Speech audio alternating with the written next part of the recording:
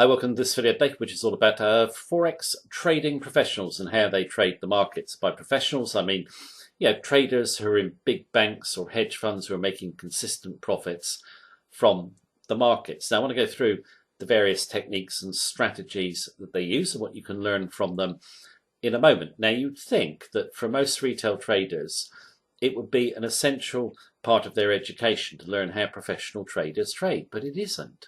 Most retail traders have no idea of how professionals really trade the markets. This leads them to pick strategies that just no professional trader would ever use because they're never going to work, and also make certain mistakes in terms of analysing price action, which also determines that the retail trader will lose. So I want to go through the main strategies and techniques of pro traders, what you can learn from them in relation to obviously putting together a strategy yourself that can give you an edge, but also in terms of understanding price action and avoiding the fatal mistakes of the majority. Right, what we're going to do, I've summarised all the points I want to discuss on a storyboard, so let's go to it and take a look at them.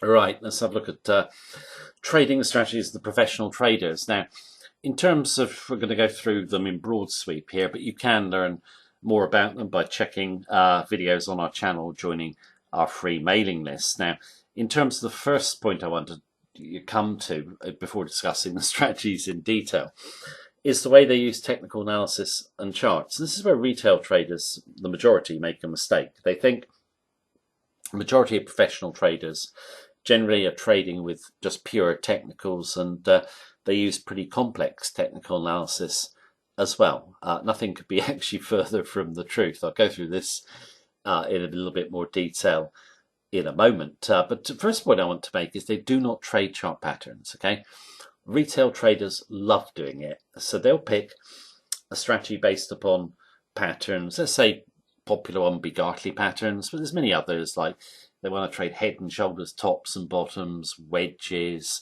Fibonacci, whatever it might be. They just don't work. No professional trader is going to use a predictive pattern trading strategy. Why? Well, obviously they don't work, but the markets can't be predicted, can they? The charts, when you look back on them, you can see the patterns. Anyone can. Okay, but you try and make them work forward. They don't work. Numerous tests have been done on this. Any chart pattern tested was shown to be kind of as accurate as if you did a random trade. It's just not a great way to trade. So why do retail traders use these methods? Well, a lot of educators and brokers say they're good ways to trade. Okay, massive amount of educators do, and they just try and make money out of retail clients. They're not traders. I've made this point before. They never give their trades. Never seen entry, stop loss, and target in advance. It's vague advice going backwards, all that sort of stuff. Okay, but using chart patterns, it's alluring for the retail trader to think they can just use set patterns, predict the market, delegate away to the strategy, rules what they should do. But alas, it doesn't work. But ever since I've been trading, retail traders have fallen for these patterns, and they'll continue to do so. Just make sure you don't make the same mistake. Now, in terms of professional traders, technical trading is mostly to manage trades, not generate them. They'll normally generate the trade from looking at the fundamentals or sentiment of the market to give them the idea. Then they'll manage with technicals. And they'll keep the technicals pretty simple. Okay, they don't do anything complicated. But it's not the technicals that generate the trade. And I think, if you look at markets, how they move, it's sentiment towards the fundamentals that is reflected in the chart. It's not a scientific formula, okay? And a lot of retail traders don't understand that, okay? Now, in terms of the big exception, the pure technical trading group in terms of professional traders, undoubtedly the HFTs, high frequency trading programs. You might have heard of them. Very, very quick. They'll do hundreds of orders in milliseconds, and they're just so fast. They can do such big volume, and their main aim is to get retail traders take their money. So what they do is they'll push price levels where they think retail traders have got their stops just to take them. They'll create a lot of noise in lower time frames anyway to catch scalpers and day traders. They're highly efficient. And I think you can't join them, okay, because their programs cost millions to create or develop and also to maintain. But what you can learn from them is, your stop. Most retail traders put their stops in obvious places. Well, if it's an obvious place to put it, the HFT will be programmed to get it, okay?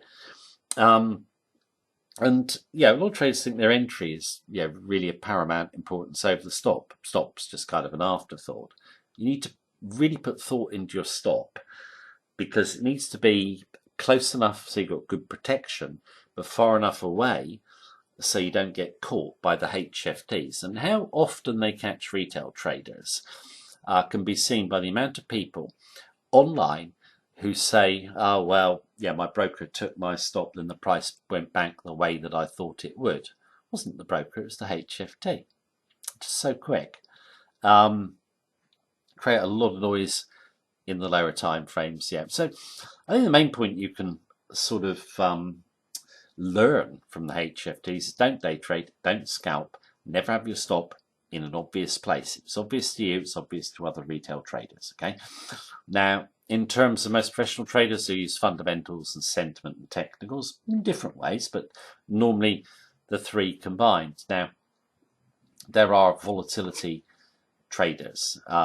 This is very big in hedge funds and banks, where they're looking for big volatility in a market and looking to trade it. Now, if you think about it, if you look at a price chart, when you get high volatility, big price spikes, the upside or downside in short periods of time, what do you see? The price spike will normally fade back, okay? They're looking to trade against a bullish or bearish extreme, okay? And basically, that's when the retail trader is normally at their most bullish or most bearish, and basically come against the majority and push the price back down, or set off the counter move. News events before them, they'll be looking for high volatility and trade the news event, not just from the point of view of what might happen in terms of whether the event is bullish or bearish for a currency pair, but also in relation to catching retail traders. Basically, you see it very often, non-farm payroll, bullish, well, what is perceived as a bullish number comes in for the dollar, which the market has been talking about. The big institutions will come in, run the price up, and then when they got all the retail traders in, they'll slap it back down again. You get high frequency traders doing that as well. So on news events, there's a right way to trade them and a wrong way. Same with high volatility, okay? Done plenty of videos on this related to trading standard deviation from a mean price, mostly with Bollinger Bands. If you do that search on our channel, you find a lot more info on volatility trading. A lot trade big fundamentals. The sentiment, they're aware of it, but what they want is a currency that has got really bullish or really bearish fundamentals long term. And that's what generates the really big trends, and you'll see them on the chart. And they're prepared to sit with those long-term trends for weeks or months. They'll take retracements, but they're focused on the longer term, okay? Macro trading, very popular in terms of hedge funds for sure. They look at the big picture. They'll trade any market, but they'll very much see a Forex pair as connected to all other financial markets. So they look at a Forex pair, they'll be looking at not just the pair in isolation. They'll look at stock prices, bond prices, how they might impact on the currency. They'll also maybe look at what commodities that country produces. Let's say if it's Canada, Canadian dollar, it's going to be oil. Same with Norwegian krona, Australian dollar, iron ore. They'll look at the trading partner of the country, of the currency, the major trading partner, see if that's slowing or quickening, to see how that might impact the country and the currency. So macro trading, very popular, and basically it is seeing the kind of big picture, if that makes sense. So great way to trade, but yeah, you could say it's time consuming for the retail trader. I think, how should you trade? Well, I'm going to say, because it's one of my favorite ways of trading, trade short-term volatility spikes, trade bullish or bearish extremes. And, you can make a lot of money doing that. You have to get many trades right. You very often get risk rewards 3, 4, 5 to 1. You don't need many trades right to make money overall. I'm just a huge fan of volatility trading. It's just so easy to understand the logic that, when sentiment gets too bullish or bearish, it'll break back to more realistic prices. It's just, for me, I think it was a hedge fund manager, Jim Lightner, was saying, trading standard deviation to a mean is just a no-brainer as a trading strategy to have in your portfolio. I totally agree with him. Simple fundamentals. Look, long-term trade with technicals. Just mentioned this a moment ago. You don't have to do anything complicated. We've done it recently with the Japanese yen. Japanese yen for us has got clearly bullish fundamentals. It's going up. We just managed with our technicals and really good profits from doing that. Now, in terms of, you might be saying, well, I don't really want to study the fundamentals too much or the sentiment. It doesn't actually take much time. In terms of the fundamentals, you always find someone who you can look at their ideas, see what they're thinking of the fundamentals sentiment. Does it make sense to you? And then manage with your technicals. I mean, we do it in our member centre. We've got our own technical way of trading. But we know a lot of people who use our fundamental and sentiment analysis, but use their own technical trading strategies to manage the trade, okay?